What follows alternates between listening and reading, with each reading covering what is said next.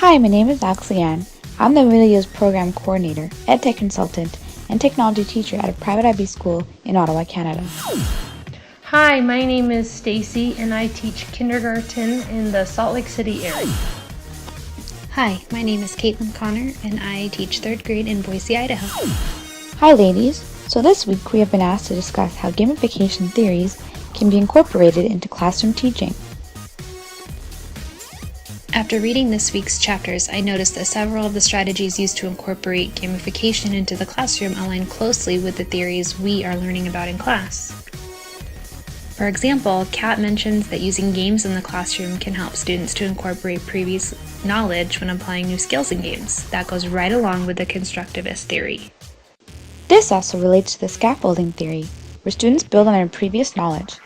I've been applying this theory as I'm collaborating with our school's STEM team to create a pre-K to grade 12 coding and programming curriculum for our school. I want to make sure that students are building on their prior knowledge and skills each year and continue to be challenged. I agree. I have to use scaffolding a lot in my classroom, especially as I incorporate new, complex material. It takes time for them to move from novice to expert. I noticed that Cap talked about learners, that they need to be immediately placed in a situation, then provide them with guidance and assistance when the learner has a problem. This goes with the cognitive theory of coaching and scaffolding. I agree, Stacy. I remember learning at a math games conference once that students needed time to play with math manipulatives before being given instruction, to allow themselves time to familiarize themselves with the manipulatives. It actually does help. I do give my kindergarten students 2 to 3 minutes of free time with our counters or our manipulatives before I begin any of our instruction. I have to do that with my 3rd graders too. They need some extra time to play with the manipulatives before they can actually focus on using them just as learning tools. I also notice when I introduce students to a new application they'll be using to create a project, to provide them with exploration time, which usually lasts the first period I introduce a new project. During this time, I observe what students are challenged with and I listen to their conversations. Then the following class I provide instruction. I'd also say that 8 times out of 10, when a student has a question during the exploration period, that another student has the answer to the question. That sounds like it builds some great background knowledge before you begin your projects in your classroom. I also love the idea that games can provide environmental context that the classroom can't. They're hard to come by, but I love the Sun, Moon, and Earth virtual field trip that I use in my class. As students learn about the Sun, Moon, and Earth, it becomes more meaningful because the game environment allows them to see space and get a sense of what the environment looks like. What a great idea, Caitlin. I bet the students really enjoy that. They do, Stacy. Concepts about space can be really abstract to them because it's literally so out of touch. The virtual setting helps to deepen their understanding of the concepts. Do you notice that when your students are engaged, they seem to be focused and less distracted by those around them? For me, what I love is the conversations that arise between students as they experience this interaction and engagement with what they are learning. Absolutely. I strive for that flow as often as possible. Virtual experiences and game-based play, when implemented correctly and with meaning, always results in a lot of engagement. Virtual field trips are a great way to teach about concepts and the world around us. I used to go on them a couple times a month at my previous school. It was such a great way to build their background knowledge and experience parts of the world that they would otherwise never see. I wish I could find more of them to use in my classroom. My kids love them so much, and it really does result in deeper understanding of the concept. That's a great way to put it, Caitlin. When we, as educators, provide that flow experience, our students are motivated to learn. And, as Kat puts it, their learning becomes a self-fulfillment, not a because the teacher said so. I agree. After we would take a virtual field trip, my students became more engaged. They wanted to know more. They kept asking why and how. I believe it helped with higher level thinking and motivated them to learn more about the concept rather than just having me lecture in front of them. Stacy, I agree. Anything that involves something more than just sitting and listening in the classroom helps to motivate my students. Don't you just love it when you say it is break time and the students would rather miss recess to continue the lesson? Like Caitlin said before, That's when you know you've reached flow. This brings us back to the constructivist theory of learning, project-based and hands-on. Yep, exactly. In order to keep them engaged and experiencing meaningful learning, we have to meet their needs, however necessary. I love using movement as well. Kids aren't meant to sit still for long periods of time. They are active and they're built for moving. Plus, my kindergarten kids don't hold very still, even if I really wanted them to.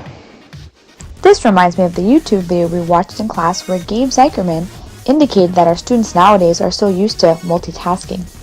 Therefore, it is important that teachers integrate elements into the lesson that requires them to be actively participating and engaged. I couldn't agree more. They live in a YouTube, no commercial, video on demand world. The world is at their fingertips. You said it perfectly, that they are built for multitasking and they need their learning to be just as fast paced as they are. Yes, exactly.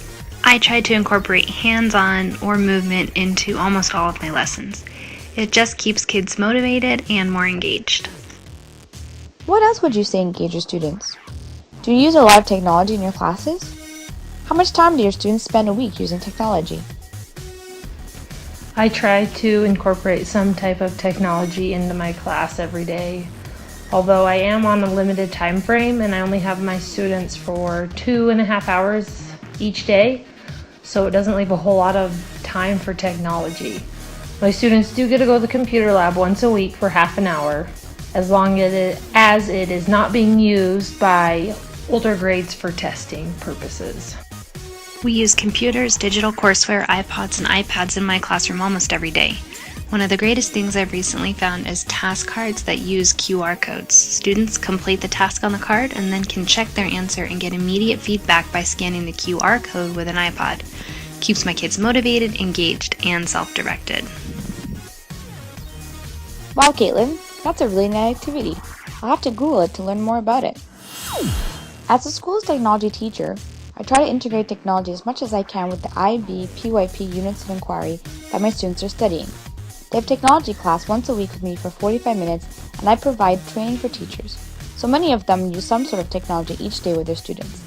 I also collaborate with the teachers to help them plan summative assessment tasks that incorporate technology, and therefore I use the iPads and Google Education apps to come up with really neat projects so the students can share what they learned over the course of the unit. That is a great way to incorporate technology in your classroom. My students love using iPads as well. It really motivates them to be actively engaged in their learning. Do you have a class set of iPads? Not anymore. At my previous school, I was a pilot teacher and I had a classroom set of iPads, and then I happened to move 3 weeks later. iPads are such a fun way for students to learn. They have endless apps for anything you need to teach. Do you have a classroom set of iPads? We only have 2 iPads in my classroom, but we do have a class set of iPods. My kids love using the iPads to access our digital courseware and for some other fun apps. We use the iPods for projects, QR codes, and photo and video storytelling. We have 10 iPads that are used across the school. Teachers and students are allowed to check them out when not being used by myself or the computer science teacher. It is just amazing to see how excited my students are to use the iPads to create projects. And there's so many new apps coming out each day, so many tools available to explore. I hope to one day get to that step of having students create projects with iPads. The newest thing I'm excited about doing with my students is app smashing. I believe the idea was originated by Greg Kulowick from EDTECH Teacher, which is defined as the process of using multiple apps in conjunction with one another to complete a final task or project. I met someone who attended the Boston iPad Summit last year who told me about it, and I introduced the concept to my grade 5 and 6 class today, as they will be creating an app smash for their upcoming science fair project. It was great to hear about how you both incorporate technology and gamification theories into your classroom. Well, ladies, I enjoyed discussing gamification theories with you this evening. It's nice to discuss with other teachers to learn more about how you apply these theories in your classroom settings. I agree. Thanks for all of your great contributions.